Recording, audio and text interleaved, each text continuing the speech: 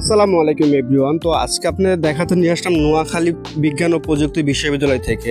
তো আসলে আমার খুব কম যাওয়া হয়েছে নোয়াখালী জেলায়। তো আসলে যতটুকু মানে গিয়ে যতটুকু দেখানো সম্ভব হয়েছে ততটুকু দেখালাম। তো আজকে টার্গেট ছিল নোয়াখালী বিজ্ঞান ও প্রযুক্তি বিশ্ববিদ্যালয় দেখাবো, তার কারণ এখানে একটা ছোট সেমিনার ছিল, তো ইনভিটেশনে গিয়েছিলাম নোয়াখালী মাইজদিতে।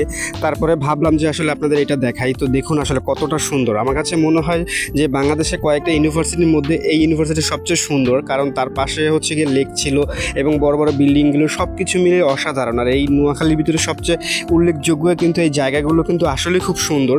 তো আসলে যতটুকু দেখাচ্ছি অতটুকু জাস্ট খালি আপনারা চোখ দিয়ে দেখুন। আর যদি আপনাদের ভালো লেগে থাকে অবশ্যই কিন্তু আমার ভিডিওটা একটু ভালোবাসা বা হচ্ছে একটু সাপোর্ট করবেন, কারণ আপনাদের ভালোবাসা এবং সাপোর্টের জন্যই কিন্তু এইসব ভিডিও করা।